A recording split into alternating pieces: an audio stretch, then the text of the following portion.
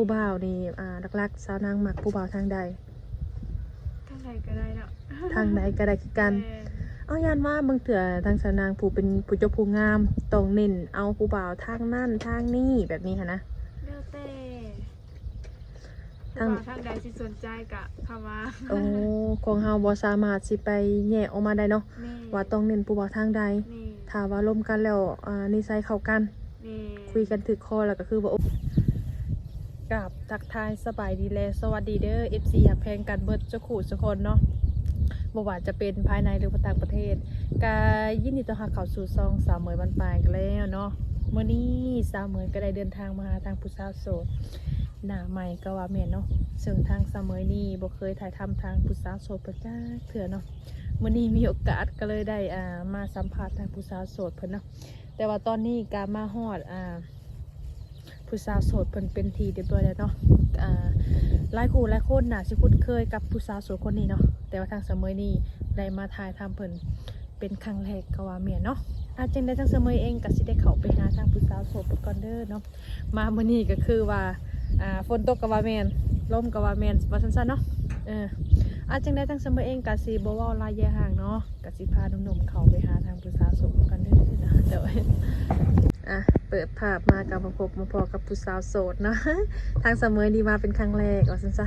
สิเข้าไปทักทายทางผู้สาวโสดเพิ่นโดยสบายดีเด้อโดยสบายดีเนาะก่อนอื่นทางเสมอเองก็สิให้ทางผู้สาวโสดเพิ่นแนะนำตัวโดยสื่อว่านางเด้อโอ้สื่อสาวนางอายุจักปี28สิฮอด29แล้วอายุ28ปีเนาะโอ้ทางสาวนางนี่อายุ28สิเข้า29แล้วที่ผ่านมาเคยสร้างครอบครัวบ่โอ้บ่เคยสร้างครอบครัวเป็นผู้สาวโสดบ่ที่ว่าบ่เคยผ่านการแต่งงานแม่นโสดโอ้ยังบ่เคยแต่งงานจักเทื่อคิดอยากแต่งงานอยู่บ่นี่คิดแล้วนะอีกอย่างช่วงนี้ประเทศว่าอากาศหนาวเนาะหนาวยังบ่พอฝนตกอีกต้องการคนของหัวใจอยู่บ่ล่ะต้องการเนาะต้องการแล้วเนาะจะออกมา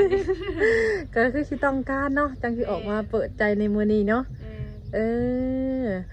ทางสาวนางออกมาเปิดใจนี่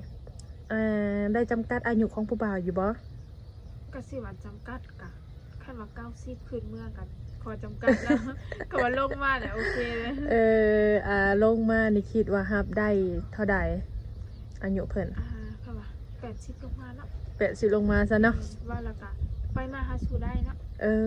เกี่ยวกับสุขภาพเนาะว่าแล้วก็โดยกะอ้อยง่ายเนาะในการที่เฮาเปิดใจนี่กะเน้นความแบบว่าไปมาหาสู่ได้ถึงสิอายุหลายก็คอยแข็งแรงกับป่วยติดเตียงกับสิบว่าเลยเนาะอยากมาหานี่กันเนาะทางเพิ่นนี่กะอายุนี่กะก็คือว่าถือพอสมควรเลยเนาะอายุ50-60สามารถก็เอาล่มได้เนาะไปมาหาสู่ผู้บ่าวนี่หลักๆสาวนางมักผู้บ่าวทางใดทางใดก็ได้เนาะทางใดก็ได้คือกันเอายานว่าบางเถื่อทางสาวนางผู้เป็นผู้เจ้าผู้งามต้องเน้นเอาผู้บ่าวทางนั่นทางนี้แบบนี้ค่ะนะแล้วแต่ทางใดสิสนใจกะเข้ามาโอ้ของเฮาบ่สามารถสิไปแยกออกมาได้เนาะว่าต้องเน้นผู้บ่าวทางใดถ้าว่าร่วมกันแล้วนิสัยเข้ากันคุยกันถึกคอแล้วก็คือว่าโอเคแม่นบ่ล่ะแม่นโอเคแหละเอาว่าเข้าใจกันเนาะโดยเน้นความเข้าใจโอเคเนาะหลักๆนี่คือทางสาวนางนี่มีสเปคอยู่บ่ก็บ่มีสเปคเนาะบ่มีสเปคโอ้แต่มักผู้ชายแบบใดมักผู้ชายที่นิสัยดีเนาะโอ้เน้นใจดีนะโดยนิสัยดีใจดีว่าสั้นๆเนาะหักครบทุกคนก็แพ้ความที่ว่าเอาใจว่าสั้นๆเนาะสมมุติว่าบางคนบางทีบางคนบอกว่าอย่างก็หน้าตาเด้แบบว่าบางคนโอ้ยหน้าตาบอดี้แต่ว่านิสัยดีนี่คือโอเคเป็นปะโอเคเพราะว่าเฮาเลือกจิตใจเนาะเฮาบ่ได้เลือกหน้าตาที่ผ่านมาทางชาวนางนี่เคยล้มผู้บ่าวอยู่ปะผ่านมาเคยเนาะก็คือว่าแหละล้มแล้วก็หายล้มแล้วก็หายเลยบ่มีไผสิเข้ามาแบบจริงๆจังๆหั่นนะล้มแหละยาวเลยบ่มีเคยล้มผู้บ่าว หลายอยู่บ่แบบว่าหลายเดือนหลายปีหั่นน่ะดนหั่นน่ะ อันนี้มันขึ้นกับเพิ่นเนาะเพราะว่าเฮาล่มเฮาล่มจริงๆจังๆแล้วก็ล่มคนเดียวอีกอ่ะบ่เคยได้ว่าสิล่มหลายคนคืออันนะล่มแล้วล่มคนเดียวในการที่ว่าลมผู้เดียวแบบลมคนเดียวนี่คือแบบว่าในกรณีที่ว่าเขาจะฮู้เนาะแบบว่าคนนี้จริงใจกับเฮาบ่ถามว่าคนนี้บ่โอเคเฮาก็เลือกหรือว่าเลิกเนาะแล้วก็ไปหาคนที่ว่าจริงใจก็คือว่าตอนนี้ก็คือว่าโสดถาวรก็เลยมาเปิดใจซะเนาะบาง โสดมาโดน บางเถื่อเนื้อคู่เรือคิงเฮาอาจสิมาทางYouTube บ่เนาะอาจเป็นไปได้ค่อยว่าเนาะ ลองบ่ฮู้เนาะแม่นเลยที่นี่ในกรณีที่ว่าทางสาวนางนี่เนาะทางเจ้านี่ออกมาเปิดใจถามว่าพ่อคนที่ว่าไส้พร้อมสร้างครอบครัวเลยบ่พร้อมพร้อมเลยเนาะเพราะว่าตอนนี้ก็ใกล้ช็อตรักษาแล้ว ก็คือสิถามว่าพ่อคนที่ว่าดีหรือว่าแม่นก็อยากสร้างครอบครัวเลยโดยโอ้ทางสาวนางนี่ไปอยู่น้ำเพิ่นบ่หรือว่าต้องให้เพิ่นมาอยู่น้ำเฮาอันว่าเรื่องไปอยู่กะเฮาก็ต้องได้ไปมาๆเนาะเพราะว่าทางเฮาก็บ่มีภัยว่าซั่นใส่ไปอยู่พูนเป็นรากเป็นฐานแล้วก็เป็นป้าบ่ได้เฮาก็ต้องได้ไปมาเพราะว่าเฮาก็มีแต่แม่คนเดียวเนาะโอ้ทางสาวนางนี่ก็ต้องไปเบิ่งแม่แน่อุ้ยขอโทษ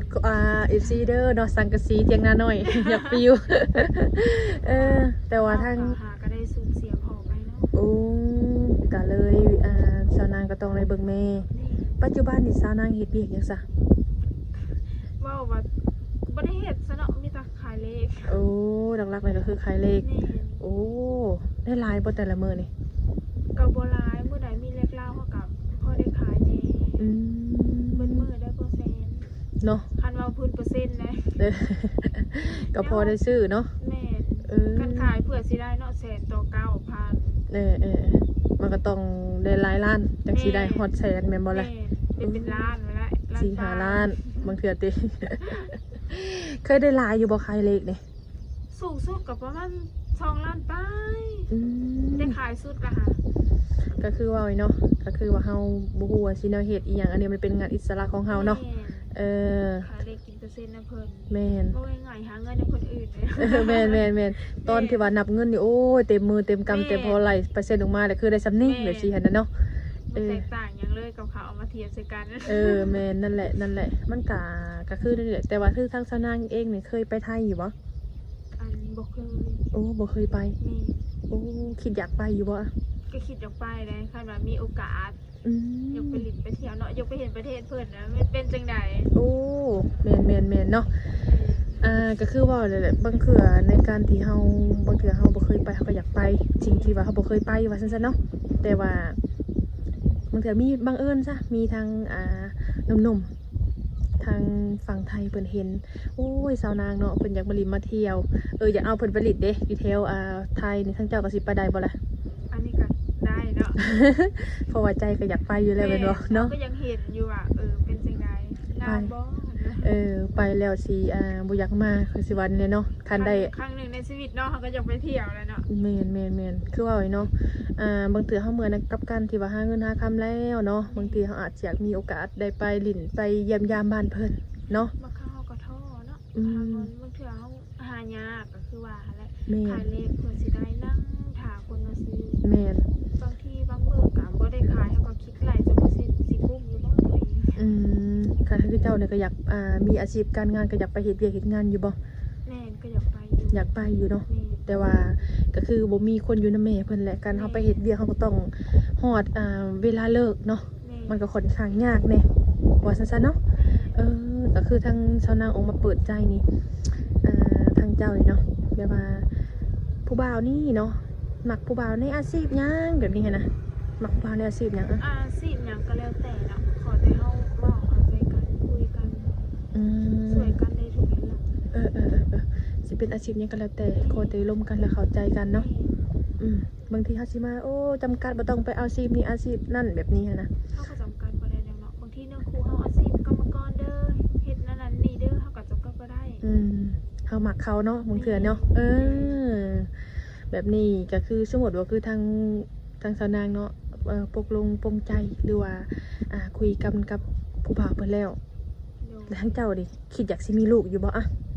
โอ้ก็ต้องอยากมีแหละเนาะคันเฮาบ่มีไผสิเลี้ยงเขาต่อไป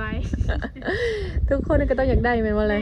น ก็พร้อมอยู่เนาะ โดย ก็คือว่าออกว่าเปิดใจครั้งนี้ค่ะแล้วพ่อคนที่ว่าใส่นี่ก็พร้อมเลยแม่นบ่ โดย โอ้กับ FC พร้อม ของ สละโสดเลย เนาะ FC สาวเมยเด้อน้องเพิ่นพร้อมกันหรือว่าฟ้าวกันเข้ามาก็ว่าแม่นเนาะ โดย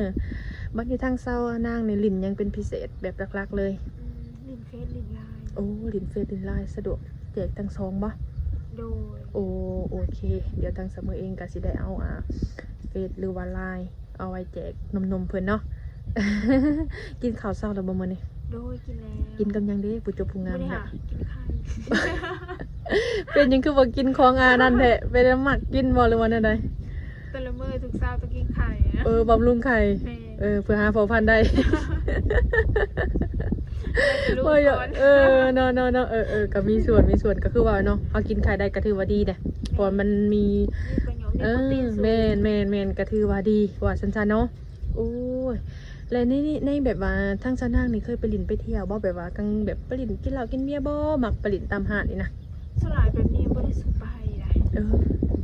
เพราะว่าตัวเองกับบ่มักแบบนี้ประมาณเว้าง่ายๆว่าบ่มักสังคมปานใด อืมหรือว่า แต่ละวันอยู่แต่เพื่อนแบบคายเลขไปวันๆเลย หรือว่ามีงานอะไรจังค่อยไปบ่ แม่นอกจากมีงานจะคอยไปสว่าอยู่สื่อโทรกันอยู่หันอยู่นี่เด้อบ่คอยไปได้ โอ้คันเฮาไปเฮาต้องได้เสียเงิน แม่ บ่น้อยก็หลายแม่นบ่ล่ะ แม่น เออ จึงมากับคนบ่มักสังคมว่าซั่นซะ เนาะ มักแบบสบาย เอาในกรณีที่ว่าทางผู้บ่าวเพิ่นมักกินเหล้ากินเบียร์จังแจ้ก็สิล่มได้บ่จ้ะ ๆอันนี้มันก็บ่มีปัญหาเพราะว่าเขามักไปเฮาบ่มักไปเขาอยากไปให้เขาไป โอ้นั่นก็ได้เนาะ แม่ บางคนยันมาบางเทื่อโอ้เจ้าไปข่อยต้องไปนำ คะแนนไปมาแหละบ่ให้มีเสียงกันนะ โอ้บางคนนี่มีการหึงหวงนะบางเทื่อท่านที่เฮาไปทางที่ดีบางเทื่อก็โทรนำโดยจะต้องมาเด้อจังซี่แง่ๆบ่ออกหันนะ ต้องว่าจะไปอันแนวนี้เนาะจะไปน้ำหมู่น้ำผัวจะไปคะแนนจะอย่าลืมทางหลังเป็นนั้นนะ แม่นก็คือ ไป ว่า หน้าอย่าลืมหลัง แม่นก็คือว่าเนาะในการที่เฮาสิอยู่ร่วมกันได้ เฮาต้องให้สิว่าในใดให้อิสระของเขาแน่ให้ส่วนตัวเขาแน่บางคนเฮามีความส่วนตัวทุกคนแม่นบ่แหละเนาะเฮาสิมากีดกันมันก็เป็นไปบ่ได้เนาะมันสิบ่โอเคว่าซั่นๆเนาะเอ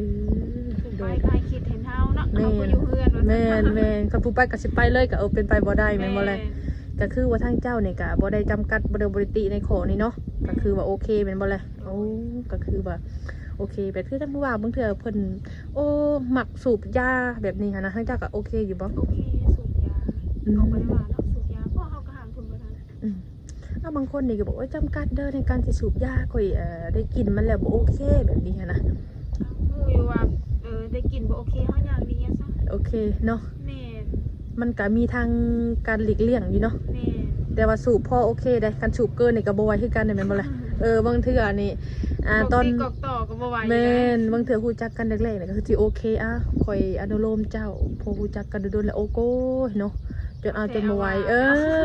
เนาะ สูบจนบ่เว้นว่างก็บ่ไหวอีกเนาะ ซุมื้อนี่แพงๆแม่นบ่ล่ะก็คือทางเจ้านี่ก็คือเลิกสูบยานี่ก็บ่ได้มีปัญหาเนาะ แม่ บางเทื่อ FC ของชาวเมยเขาบอกว่าโอ้ยชาวเมยข่อยน่ะมีเรื่องสูบยาเนาะแต่ว่าผู้สาวเพิ่นบ่มักก็คือสิบ่โอเคแบบซี่นะแต่มันก็เป็นเรื่องธรรมชาติทางเจ้านี่ก็บ่มีปัญหาเนาะ แม่บ่มีปัญหาคะแนนอย่าโวยวายกันสมมุติไปมาคือเราไปซุ่มเซลว่าเพิ่นว่าโวยวายอีกอันนี้ก็บ่ไหว ทางเจ้านี่ก็บ่มักผู้ชายที่ว่ามีปากเสียงในเสียงดังแม่นบ่ แม่ โอ้ นี่ยังต้องใช้เหตุผลร่วมกันคอยว่ากันไป เนาะทุกอย่างในการที่ว่าสิว่าจังไดแบบว่าคนเฮาสิอยู่นํกันได้ต้องใช้เหตุผลแม่นบ่ล่ะ แม่ ทุกคนจะมีเหตุผลแต่ว่าคือทางสาวนางเพิ่นนี่อายุ20เพิ่นอายุ28 29เพิ่นอาจสิมีเหตุผลของเพิ่นนั่นแหละเนาะ ก็ต้องเอาคนที่แบบว่าที่ว่าจะในสมมุติว่าคือในกรณีที่ผู้บ่าวนี่เพิ่นเคยมีลูกมีเมียเจ้าก็สามารถลมได้บ่ ได้อันนี้ มึงเถอะลูกเพิ่นหลายซะประมาณ 3-4 คนเนี่ย หลายกะบ่ติบ่อีหยังเนาะคะแนนลูกเพิ่นทับเขาได้ บางทีมันก็เกิดถือว่าเฮาฮับเพิ่นได้แต่ว่าลูกเพิ่นบ่ฮับเฮาก็มันก็บ่โอเคแม่นบ่ เพิ่นกับลูกเพิ่นก็บ่มีปากเสียงกันอีหยังนะ เพราะว่าเขายินดีสิฮับเฮาเป็นแม่เฮาก็โอเคในจุดนี้เนาะ คันลูกเพิ่นบ่ติเฮา โอ้ างเพิ่นนี่ก็บ่ดีทางที่ผู้บ่าวเพิ่นสิเคยมีลูกมีเมียมาแล้วมันเป็นเรื่องอดีตเนาะก็แต่ว่าตัดขาดกันว่าซั่นซะเนาะ อดีตคืออดีตด้วยซั่นซะ อืมโดยก็คือว่าทางอายุของผู้บ่าวนี่ก็บ่ได้จำกัดแล้วเนาะถ้าว่าหนุ่มใดสนใจก็สามารถทักมาได้เด้อเนาะ มื้อนี้มีแผนสิไปทางไหนมื้อนี้ บ่มีเด้อ มื้อนี้บ่มีเลยมื้อนี้นะ เรียกลาว โอ้เลยแผนของเจ้าก็คือต้องขายอะไรอย่างเดียว แม่น โอ้ยเนาะผู้ใดเด้เนาะก็คือทั้งเจ้านี่อนาคตสมมติว่ามีทางผู้บ่าวเนาะของเพิ่นอยากลงทุนให้ทำมาค้าขายเจ้าอยากค้าขายหยัง ก็คือขายเครื่องอะไรเนาะ โอ้จะมาขายเครื่อง นี่ โอ้ เฮาอยู่เฮือนเฮาบ่เฮ็ดหยังเนาะเฮาก็ต้องอยู่เฮือนขายเครื่อง มันสิเป็น ประเภทพวกก่อสร้างอีหยังนี่นะ โอ้มักก่อสร้างวะ ขายอุ มา ปกรณ์ โอ้มักขายอุปกรณ์ก่อสร้าง นี่ ก็เดี๋ยวจะไปก่อเองโมเมนเนาะตัวนั้นน่ะคือโอเค เป็นคนบ่ โอ้โหเนาะจะเนาะขอสิไปก่อยปูนให้เจ้าเด้อที่หักเนาะไปนำกันว่าซั่นๆเนาะโอเคกับแล้วได้กะถามว่าทางเสมอนี่บ่ได้ถามคำถามใดก็ให้ทางหนุ่มๆเพิ่นทักทายเข้ามาถามทางสาวนางเนาะเพราะว่าเฮาก็สิบ่ว่าระยะห่างเพราะว่าหนาวเพราะตอนนี้ก็เป็นตอนเที่ยงแล้วเดี๋ยวผู้สาวไปหิวข้าวเนาะ มื้อหน้ามื้อในหรือว่าเฮามาอัปเดตกันใหม่ในเรื่องของหัวใจเนาะมาไปฮอดไสเนาะโดยสบายดีเด้อ สบายดี โดยสบายดี